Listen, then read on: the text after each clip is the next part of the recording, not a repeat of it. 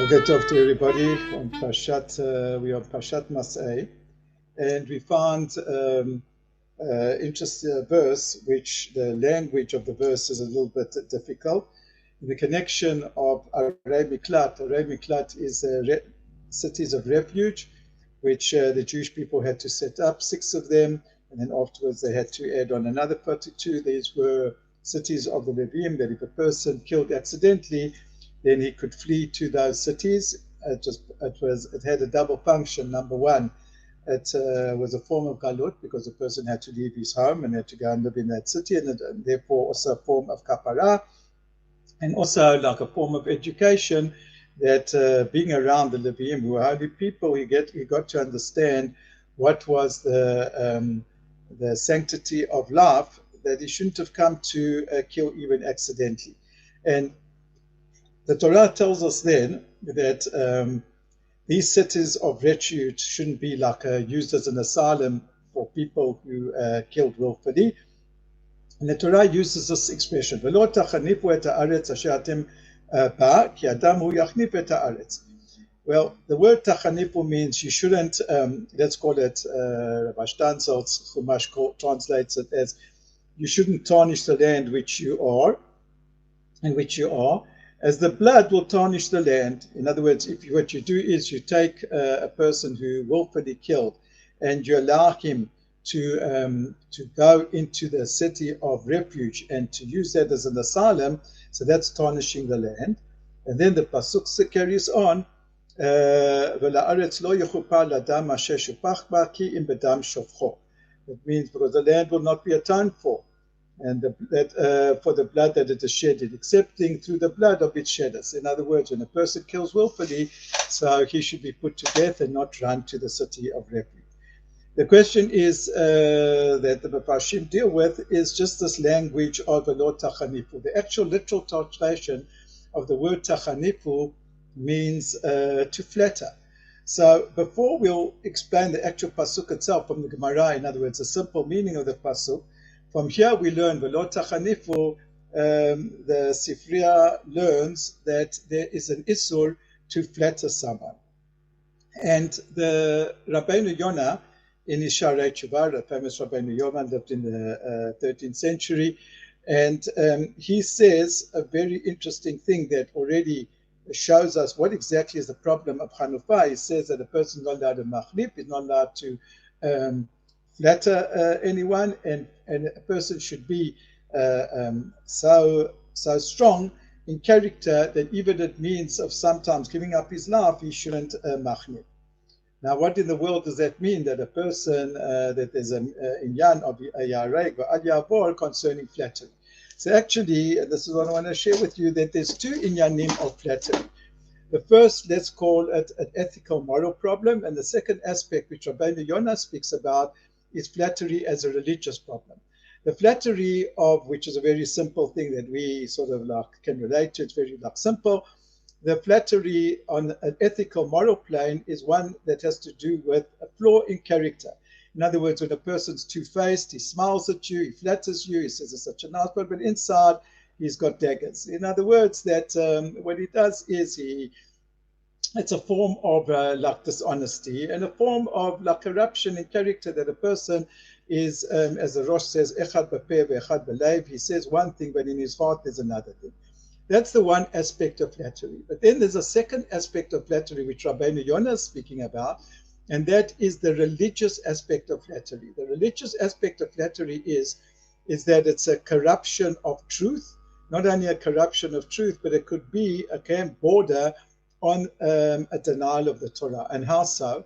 When a person flatters wicked people, and so what is he doing? He's saying that the person who's doing something against the Torah, that it is, he flatters them, he says it's okay, it's correct. And so that can come, that is tantamount, what Rabbeinu Yonah is saying, is tantamount to a denial of the Torah. Because if the Torah says A, and the person goes against it, and then you flatter the person, and you say, you know what, it's okay, it's fine, you're doing okay. So then what are you doing? You're actually saying, you're actually corrupting the Torah, which is true. And you are strengthening the forces of the wicked and of evil. Because you're saying that what they're doing, even though it's against the Torah, that it is fine. This is a big problem, obviously, many times in communities, there are people who contribute to a community, but in other areas they're wicked. And then there's problems, so then the Kahila, the Gabbai wants to, or whoever, the rabbi wants to maybe flatter the person and say, you know what, you can get an aliyah on Yom Kippur when we know the person's a thug. So that is just, what does it do? It strengthens, as I say, the wicked, and weakens the good. Before we carry on now, so that is the inyan, the two inyanim of flattery. There's an isur to, number one, to be two-faced, to flatter an inside that's not exactly what one thinks. And then there's flattering, which is a religious issue, which is then going against the truth of the Torah by strengthening the wicked who are going against the Torah. And that's what Rabbeinu Yonah says, that sometimes a person has to be prepared to give up his life and not to now compromise the truth of the Torah because the person is scared and therefore he flatters the evil. This came up, by the way, when the Talmud was censored.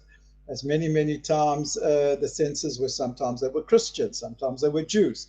And they changed wording not to offend the Christians or whatever. So how did they do it?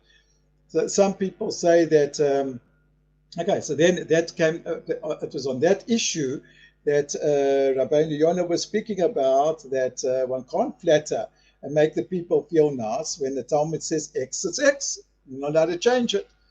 So this is when that came out.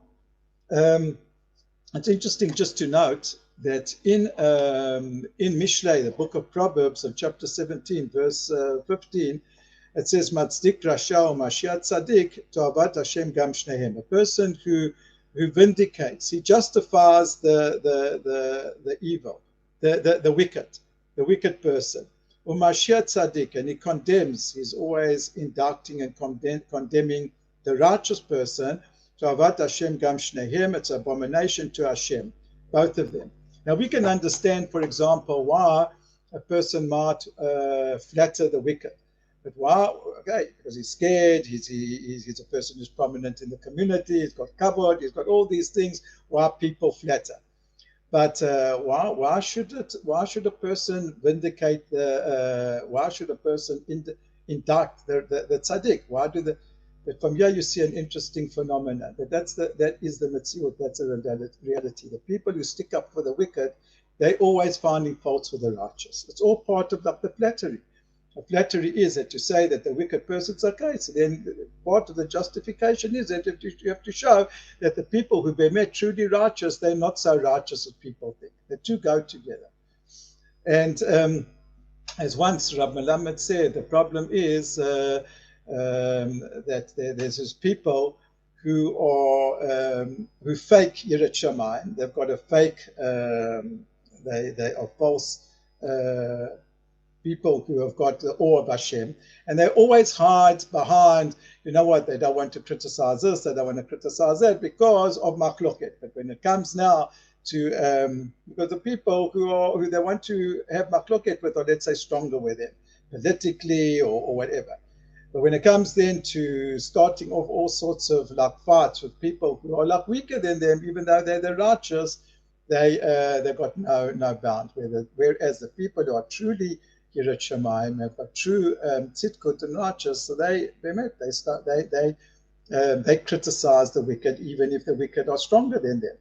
So here we have this issur of flattery, and what makes it a toiba, what makes it abomination, besides the two reasons that I spoke about, is that the Torah says that a person has to protest and has to against bad.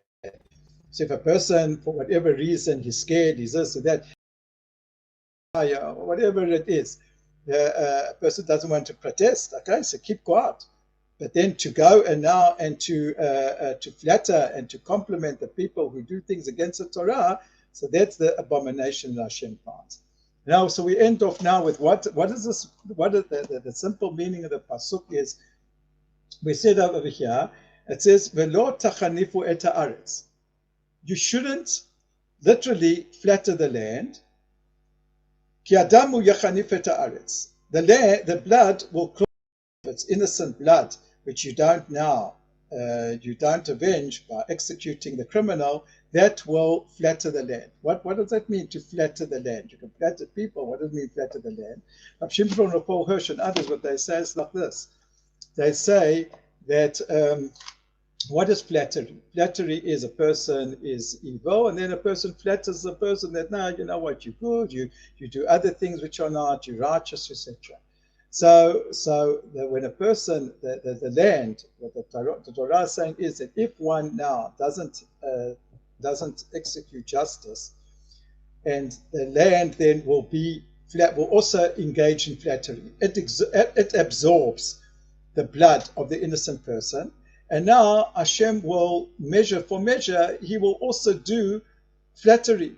The land will look all very nice. It will look like as if there's nice tomatoes, nice oranges, but really the land will not give off its real quality of produce, and it won't produce what it should have. It will look very fertile on the outside, but in the inside it won't. So that's a measure for measure. Just like the people, what they did was they flattered the murderer and they allowed him to get away with it. So also Hashem will cause the land that on the outside it will seem okay, but it won't give the produce to you who are standing on the land, and ultimately you'll go into galut, into exile. These words also have to be said on like a macro level. When you see in Israel the terrible flattery that the judicial system has to terrorism, that the terrorists are captured, then they have degrees in they're allowed to do this, they're allowed to do that. They allow them to pursue studies. They get degrees while they're in prison, even though they've killed innocent Israelis who are struggling over here. We're struggling here for our land, and then when it comes, and then you see exactly, and then when it comes to Jews who are like in self-defense and that, then the judicial system finds all sorts of ways in which to indict them. So that's the abomination that Hashem about flattery that there is over here on the macro level. The flattery is that the judicial system finds every single way to vindicate terrorists and not to blow up their houses. And it's all under the guise, you see, of flattery. That's exactly what the Torah is saying. Not for machloket, we don't want to do. What are the people who hit the terrorists? What have they got to do with it? Right? Therefore, we're not going to blow up their house, etc., etc. All the vile type of legal principles which the judicial system brings. And the Torah says, this is the issue of flattery, that to be true and not to corrupt justice and truth. Shabbat shalom.